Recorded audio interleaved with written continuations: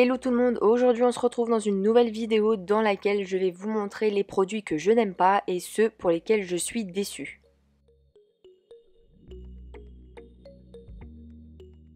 On débute avec un NN Gel de chez Dutch Nail Cosmetics, c'est le Paris. Je l'ai acheté parce qu'il avait des paillettes à l'intérieur, mais comme vous pouvez le voir, il n'y a pas de paillettes. Donc c'est vraiment le fail total. J'ai contacté la marque, ils m'ont dit qu'il fallait peut-être que j'essaye de retourner la bouteille pendant plusieurs temps, etc. Chose que j'ai faite, je l'ai remuée et je n'ai jamais eu de paillettes. Donc je suis hyper déçue de ce NN Gel. Je crois que je suis pas la seule d'ailleurs à avoir eu ce problème-là. Donc je pense tout simplement qu'en fait les paillettes sont trop lourdes par rapport au gel et que tout coule en fait tout simplement. Le second produit que je regrette d'avoir acheté, c'est ce gel de chez Beauty Distribution, le Clear Bling. C'est un gel à texture gélifiée, donc il est non auto-égalisant, il est très joli quand on le voit comme ça, mais à travailler c'est une horreur, il est vraiment pas pratique du tout, vous passez plus de temps au limage qu'autre chose, et en plus de ça, il y a énormément de bulles d'air qui se forment lorsque vous faites votre construction, donc c'est un gel qui est vraiment pas pratique à travailler et je regrette vraiment de l'avoir acheté. En plus de ça, ce gel sent fortement la poudre acrylique. J'ai des gels qui sont de la texture gélifiée et qui n'ont absolument pas une odeur nauséabonde à ce point. Donc c'est selon moi un deuxième point négatif. J'avais acheté le Top Coat Milky White de chez Nes Company qui est aussi une horreur, hein, très clairement. C'est un top coat qui n'a jamais catalysé. Donc j'ai essayé de le catalyser avec différentes lampes, mais non, rien à faire, il ne catalyse pas. Alors je ne sais pas si c'est le mien qui a un défaut, ou bien si tout leur top coat Milky White ne catalyse pas, mais en tout cas ça ne fait absolument rien. Voilà, que je le mette ou que je le mette pas, au moment qu'il faut dégraisser la couche collante, puisque c'est un top coat à couche collante, tout part avec. Voilà, le top coat se barre littéralement. Donc c'est vraiment très pénible, surtout que c'est un top coat qui est assez onéreux quand même, donc je suis très déçue de ce produit, sachant qu'en plus j'ai contacté la marque pour leur demander des conseils, savoir si c'était mon produit qui avait un défaut ou autre, et ils m'ont très gentiment dit que c'était pas leur produit qui avait un souci, mais plutôt que ma manière de faire n'était pas la bonne. Sachant que je ne fais pas les ongles depuis 6 mois, mais bon, voilà. Donc tout simplement, je suis hyper déçue de ce produit-là et je ne l'ai plus jamais utilisé.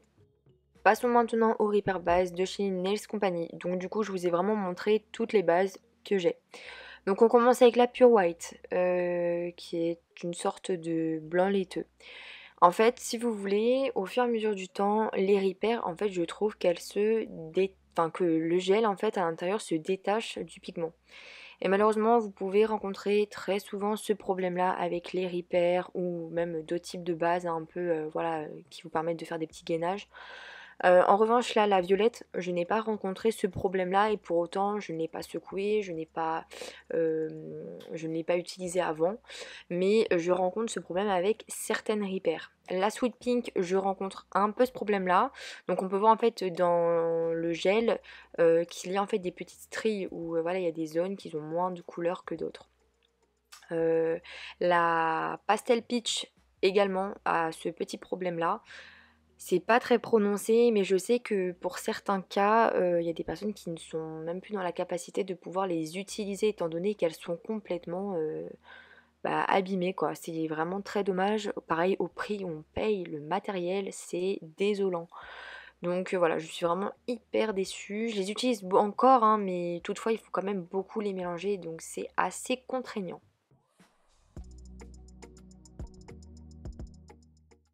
De chez nsfrs.fr, je suis déçue du ciseau A1, le seul qu'elle a sorti d'ailleurs sur son site, étant donné qu'en fait les lames sont beaucoup moins tranchantes qu'au tout début que je l'ai acheté. Pourtant ça fait pas non plus hyper longtemps, ça fait je pense moins d'un an que je l'ai et je suis très déçue puisqu'il coupe beaucoup moins bien les cuticules qu'avant.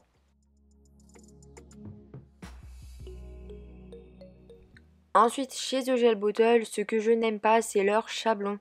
J'ai longuement travaillé avec, mais ils sont vraiment pas pratiques et je n'aime vraiment pas du tout leur forme. Pour vous expliquer un petit peu, un chablon, quand vous allez venir le placer sur l'ongle de votre cliente ou de votre modèle ou même sur vous, il faut que en fait vous le colliez de manière à ce qu'il soit parfaitement symétrique. Si vous le collez pas de manière symétrique, et bien automatiquement votre ongle va être de travers. Et donc là je vous ai fait un petit schéma pour vous montrer un peu exactement de quoi je parle. Mais en fait vraiment si vous le placez mal, et ben automatiquement vous allez avoir votre ongle de travers. Et en fait comme le chablon est un peu en forme de papillon, vous avez du mal vraiment à poser de manière symétrique votre chablon tout simplement, et vous risquez beaucoup plus d'avoir des soucis au niveau de la forme de votre ongle et vous risquez vraiment d'avoir un ongle de travers. Ce que je n'aime pas non plus chez The Gel Bottle, c'est leur pinceau.